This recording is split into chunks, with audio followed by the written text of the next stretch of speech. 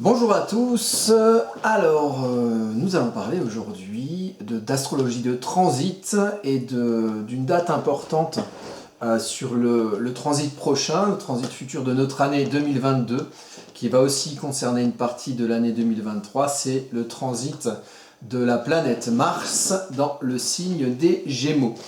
Alors, la particularité de ce transit-là, et pourquoi je parle de Mars en Gémeaux et pas de Mars en Taureau, ou pas de Mars en Bélier, puisqu'il est en domicile, et qu'actuellement, au moment de l'enregistrement de cette vidéo, à savoir le 23 mai, Mars entre en Bélier et va bientôt joindre Jupiter les jours prochains, ce qui va provoquer une énergie de naissance et d'amplification de l'action martienne par la taille, la prise de place, la foi jupitérienne.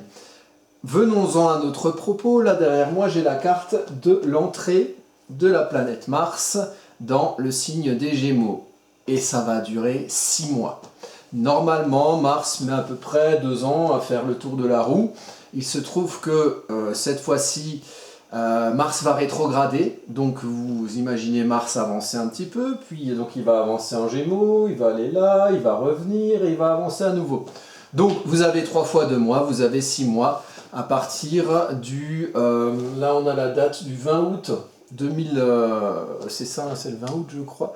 Voilà, le 20 août 2022 à 10h, 10h15 à peu près, vous avez l'arrivée de Mars dans le signe des Gémeaux. Et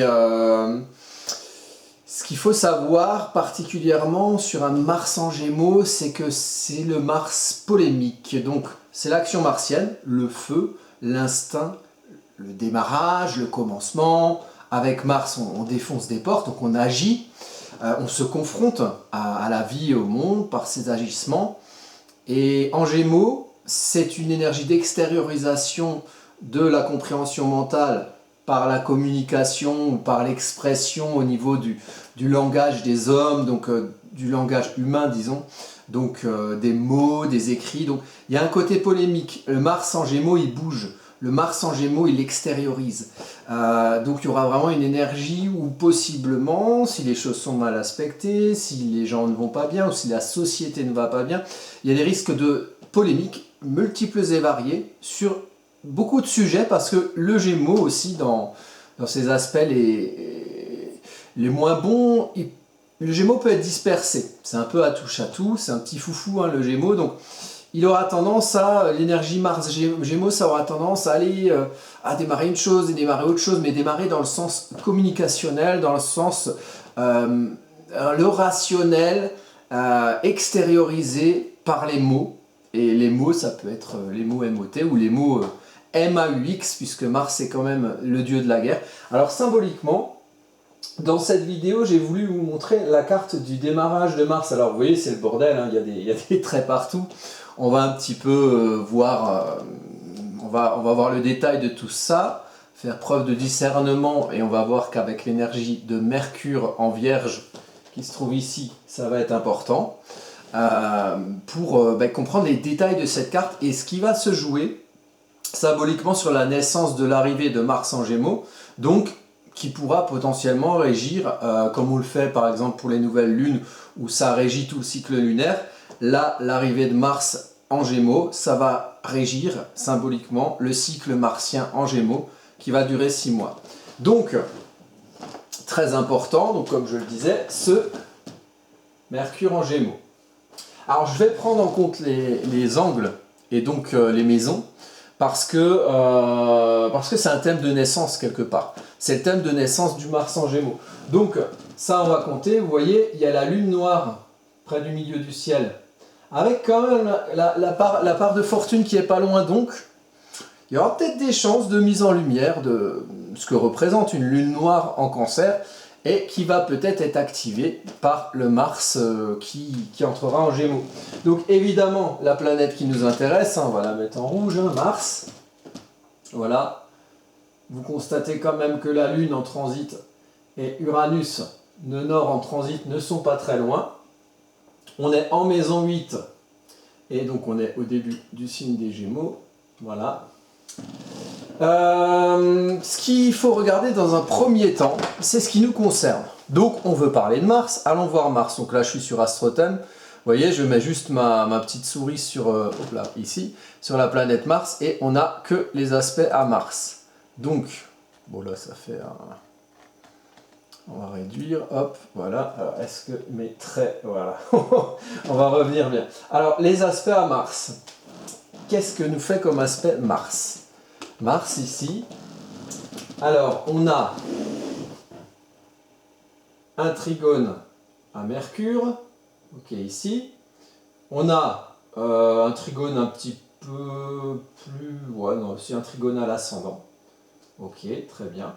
On a un sextile, pardon, à Neptune, ici. Et on a un trigone à Pluton, qui se trouve là. Ensuite, on a des carrés. Donc, le trigone, c'est un aspect facilitant. C'est ce qui va permettre à Mars, à l'énergie collective martienne, de s'exprimer à la faveur des planètes qui le relient à des trigones. Et donc, en carré, on a ici, au Soleil, et un autre carré à Saturne. Alors, ce n'est pas forcément des carrés, des trigones exacts, hein. Il y a quelques degrés d'orbe. Donc, on n'est pas à 90 degrés exact pour un carré, on n'est pas à 120 degrés exact pour un trigone, mais symboliquement, ça veut dire des choses. Donc, les challenges, c'est Mars, Saturne et Mars, Soleil. Donc, l'énergie un petit peu énervée collective de Mars en Gémeaux risque de contraindre le Soleil, la vitalité solaire. Et d'ailleurs, s'il y a deux carrés, c'est forcément que ça forme un T carré. Donc on a aussi, vous voyez, une opposition qui se fait entre le Soleil et Saturne. Donc il va falloir lier les deux. Il va falloir lier la construction collective des gens en tant qu'eux-mêmes à l'affirmation solaire en société, l'affirmation sociale, ce qui est mis en lumière, ce qui est mis en scène, vous voyez un petit peu le mot, mise en scène dans le monde social, lié ce qui est de l'ordre de notre essence, de qui on est et de ce qu'on montre avec un soleil en lion. En transit, Saturne en Verseau, ça nous a quand même montré pas mal de restrictions des expressions collectives. Le Verseau, c'est le signe du peuple, c'est le signe des gens, c'est le signe de la communication en réseau. Saturne plombe, Saturne restreint, Saturne limite, c'est pour se construire. Rien n'est bon ou mauvais dans le zodiaque, mais Saturne a mauvaise réputation. On dit que c'est la grande négative, la grande planète négative. Là où on a du Saturne sur notre thème, c'est là où on galère, c'est là aussi où on travaille pour construire. Saturne a longtemps restreint, notamment avec le carré d'Uranus qui, là, il y a 18 degrés à 21, donc qui se reforme un petit peu, qui se rapproche à nouveau, carré Saturne-Uranus. Donc ça nous a restreint dans nos manières de pouvoir communiquer ensemble. Hein, il y a eu des censures, il y a eu des confinements, il y a eu des restrictions de liberté, vous voyez. Donc Saturne, c'est les dures réalités dans le signe du peuple et les dires réalités dans un signe Verseau, donc de communication des gens entre eux. Donc les communications des personnes, du peuple, ont été mises à mal. Que ce soit voilà, par des censures, par une restriction des communications, par...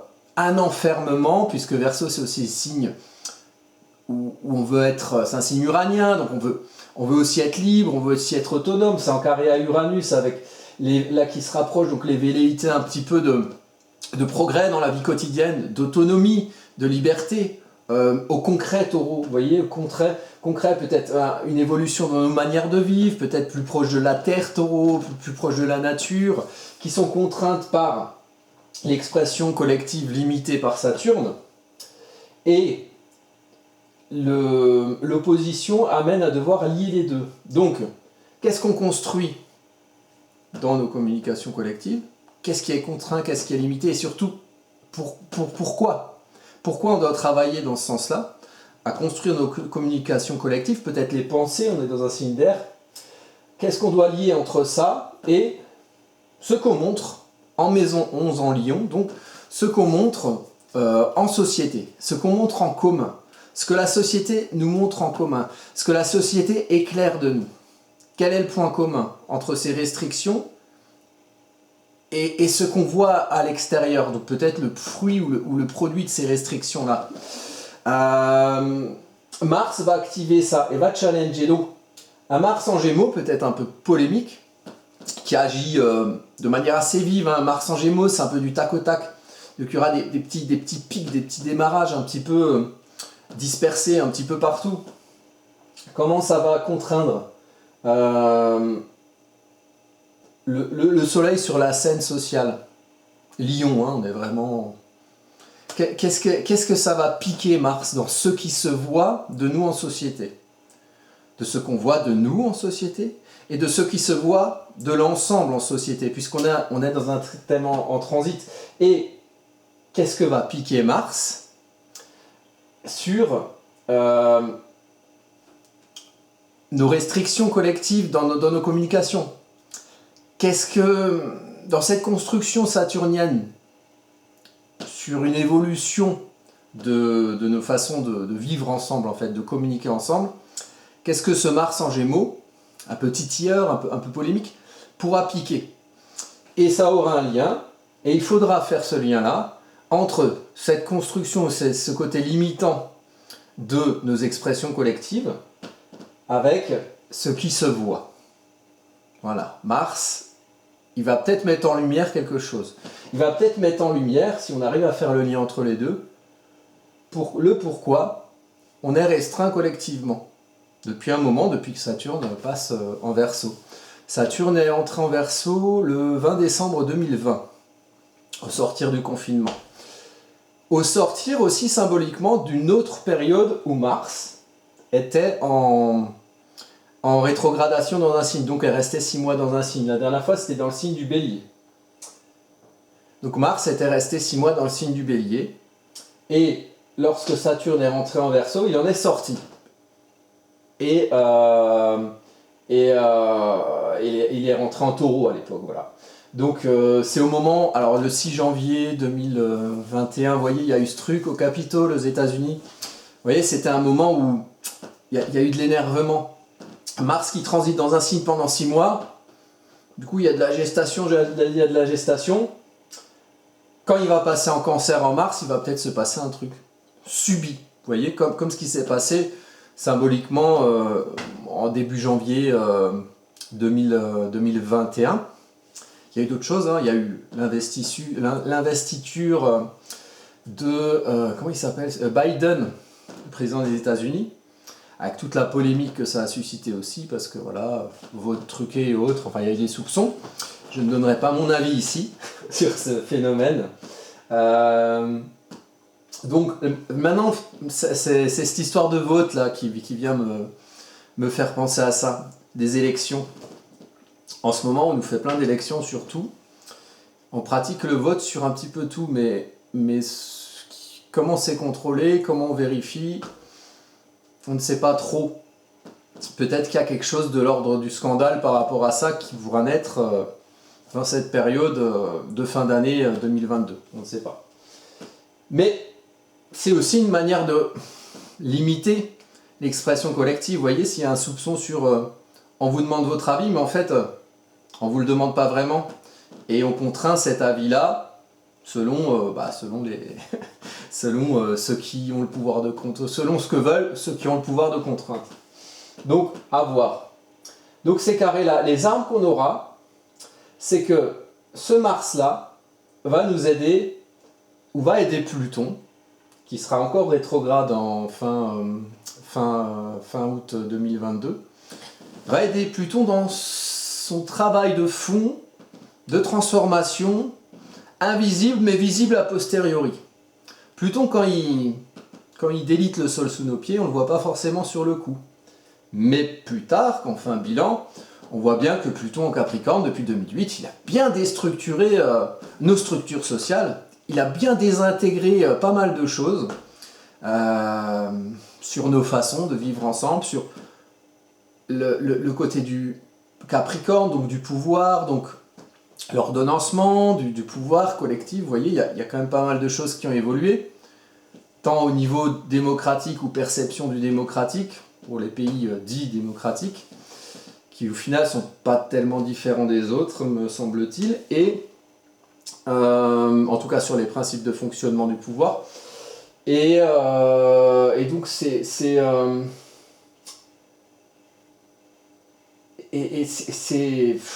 cette façon qu'a de dézinguer Pluton tout ce qui est représenté par le Capricorne, de tout ce qui est... Vous voyez, Capricorne, c'est solide, c'est ancré, c'est la capacité de préparation, d'anticipation, et puis là, d'un coup, on n'arrive à plus rien anticiper, on est complètement perdu, nos structures sociales ancestrales, elles sont mises à mal, ça part en sucette, donc c'est le travail de Pluton qui va rentrer en Verseau en mars, et il y a toujours cette symbolique-là, en mars 2023, quand Mars, la planète Mars, quittera le signe des Gémeaux. Donc c'est quand même intéressant que la dernière fois que Mars a rétrogradé, donc a passé 6 mois dans un signe du Bélier, quand Mars est sorti, c'est Saturne qui est passé en Verseau, qu'on va changer de signe, une planète lente qui change de signe, et là, au moment où Mars va quitter, la planète Mars va quitter en mars, le mois de mars 2023, le signe des Gémeaux, et ben c'est Pluton qui passera en Verseau. Donc à chaque fois on a une planète lente là, les 2 dernières rétrogradations de Mars, on a une planète lente qui passe en Verseau. D'où l'importance de ce Verseau là. Parce que Saturne, lui, sera déjà passé en janvier 2023, sera passé en Poisson. Et on en parlera dans une autre vidéo, parce que là, il faut une vidéo complète là-dessus. Sur le Mars en Gémeaux, je vais en faire plusieurs, des vidéos. Parce que là, c'est que le début. Il y aura des aspects importants qui vont se passer pendant cette période de 6 mois, où Mars va avancer, rétrograder, avancer à nouveau, jusqu'à sortir en mars 2023 du signe des Gémeaux. Donc les armes, c'est avec Pluton. Mars, le titilleur Mars là en Gémeaux va aider à cette transformation. Transformation Pluton rétrograde, donc au côté introspectif, à cette gestation. On est à la fin de Pluton en Capricorne, donc la fin d'un cycle, peut-être l'arrivée d'un nouveau, la mort de quelque chose pour la naissance d'autre chose, c'est aussi ça Pluton. Ou la maison 8.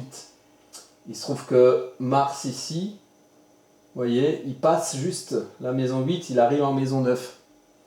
En maison 9, c'est les idéaux de vivre ensemble, de créer des lois, des normes, des codes pour pouvoir vivre ensemble intelligemment et pas se frapper sur la gueule sans cesse, mais ordonnancer un monde du vivre ensemble.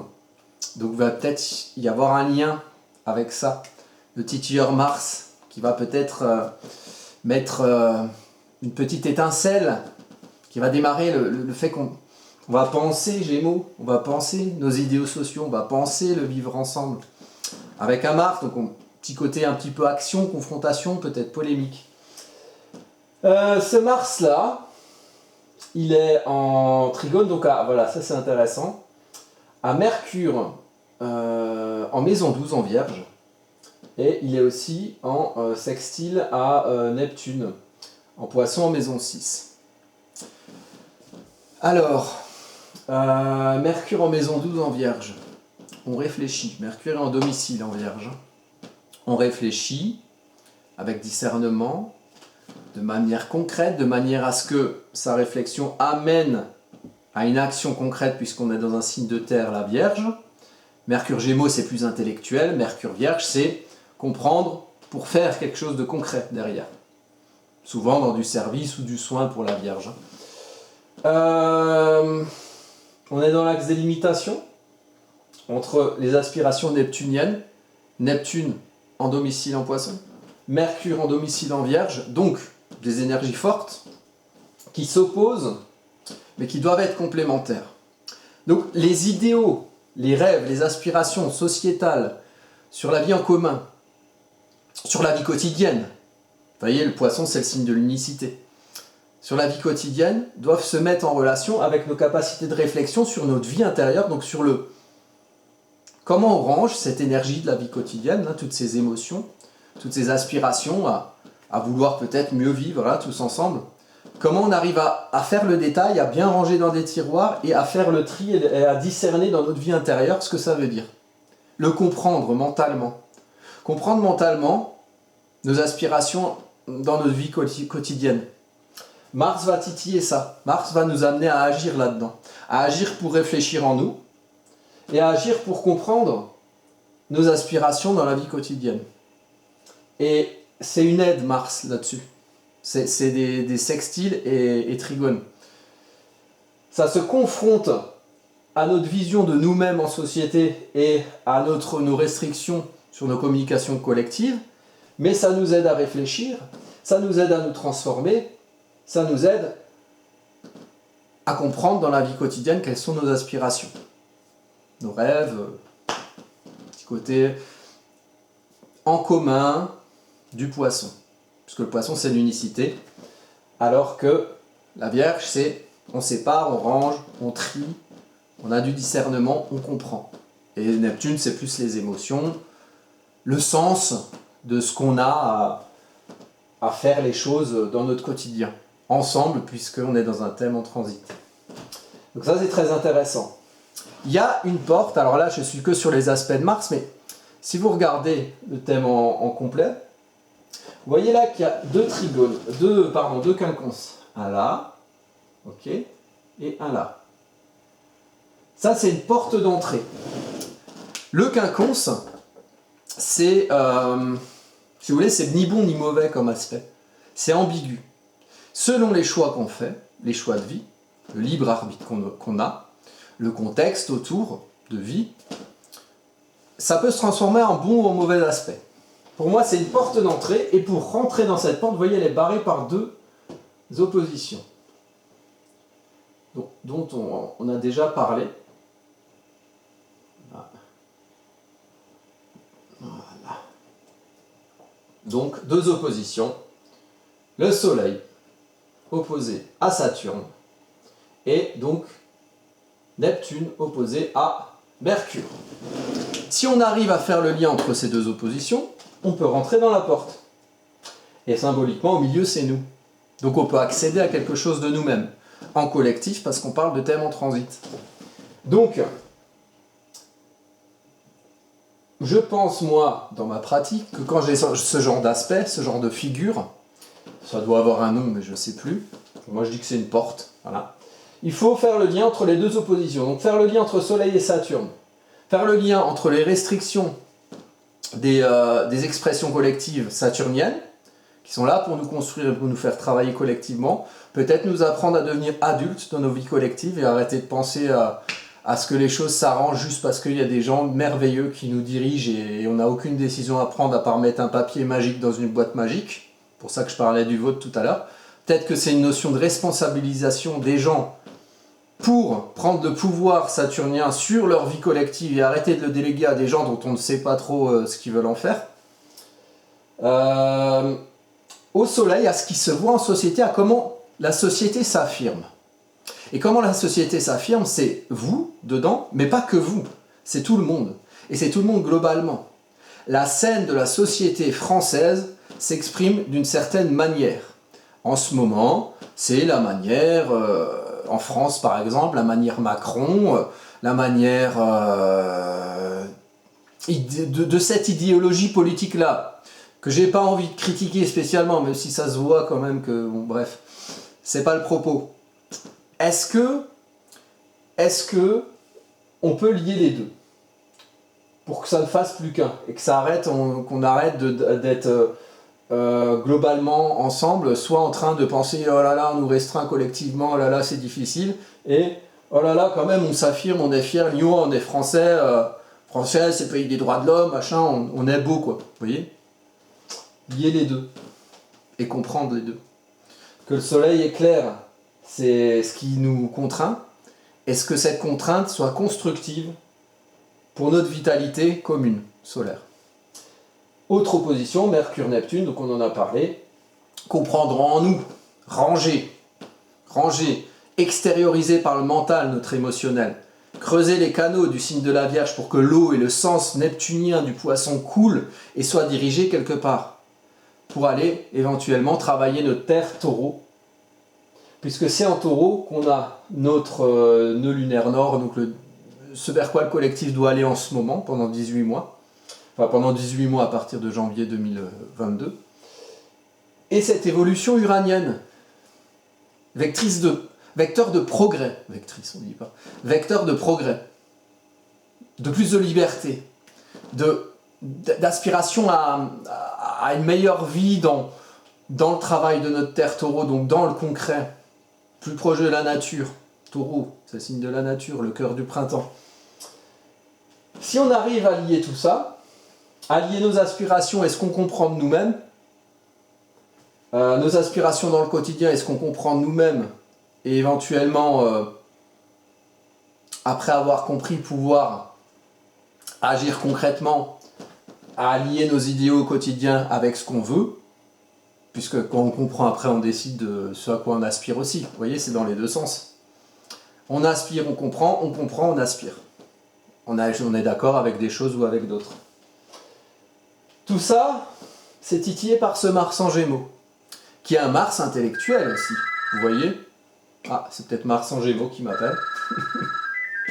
Donc, c'est quand même très intéressant tout ça. Ça va bouger.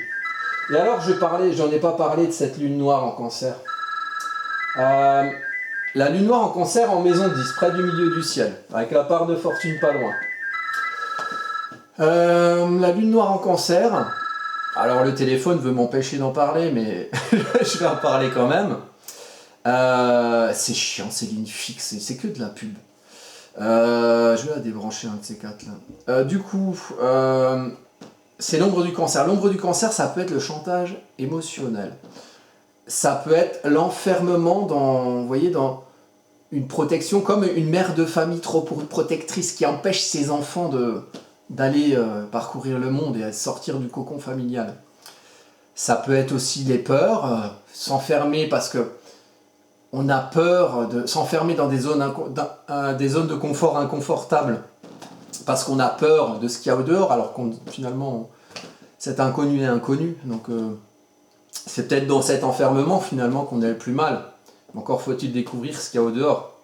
Donc ça demande à un moment donné de rendre notre cocon ou de rendre notre confort en société plus confortable pour nous. Et ça demande de sortir de certains enfermements émotifs, émotionnels dans notre place sociale, professionnelle, dans notre... Vous voyez, ça culmine au thème, donc c'est vraiment en société. Et la maison 10, c'est les règles de la société, avec lesquelles, visiblement, on n'est pas nécessairement en confort émotionnel. On n'est pas à l'aise avec ces règles. Règle, maison 10, c'est Capricorne, vous voyez? Émotion sous le tapis. C'est le juge. Tac, les règles, c'est comme ça. Et on n'est pas nécessairement collectivement à l'aise avec ça. C'est ce qu'une lune noire en Cancer veut dire. Si on regarde les aspects de cette lune d'ailleurs, elle forme un carré. Et elle forme un carré, si on regarde, à Jupiter au descendant. La façon dont on prend notre place, Jupiter prend la place. Jupiter aussi la foi, aussi côté légaliste, l'ordonnancement de règles pour vivre ensemble. Toute la place qu'on prend dans la relation à l'autre. Et c'est en Bélier, Jupiter. Donc, comment on agit pour prendre de la place. Et puis, Mars régit cette maison 7 et ce Jupiter en Bélier au descendant. Donc Mars régit notre descendant. Donc Mars va peut-être nous amener à mentaliser, rationaliser, exprimer, communiquer pour prendre notre place dans la relation à l'autre. Et démarrer quelque chose dans ce sens-là. Mais c'est challengeant avec cette lune noire. Peut-être que pour prendre notre place, il faut comprendre ce qui, dans les règles en société, nous met en inconfort émotionnel, nous enferme dans des chantages émotionnels, et nous empêche d'agir, et nous empêche de prendre la place, de prendre notre place dans la relation à l'autre, dans ce qui se confronte à nous, puisqu'on est en maison 7. Donc maison 7, c'est le descendant, c'est ce qu'il y a en face de nous, c'est le soleil qui se couche. La maison 12, c'est le soleil qui se lève juste au-dessus de l'ascendant. Et en même temps, la maison 12, c'est ce qui est à l'intérieur de nous.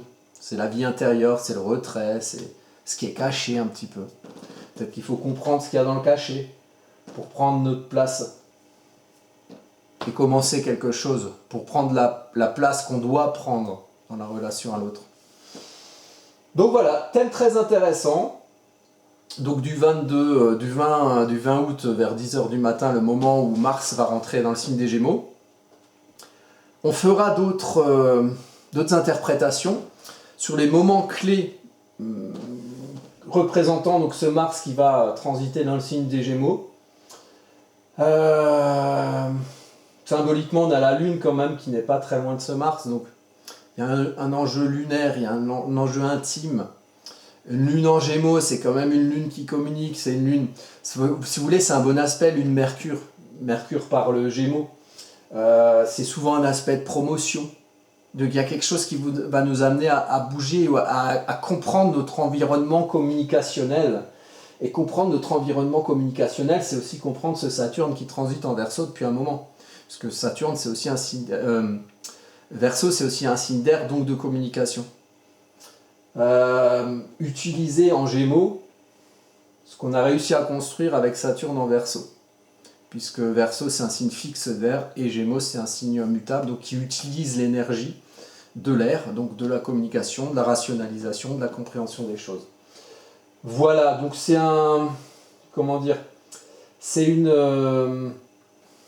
un état des lieux assez global qui présente un peu, qui fait un teaser de cette entrée de Mars en Gémeaux.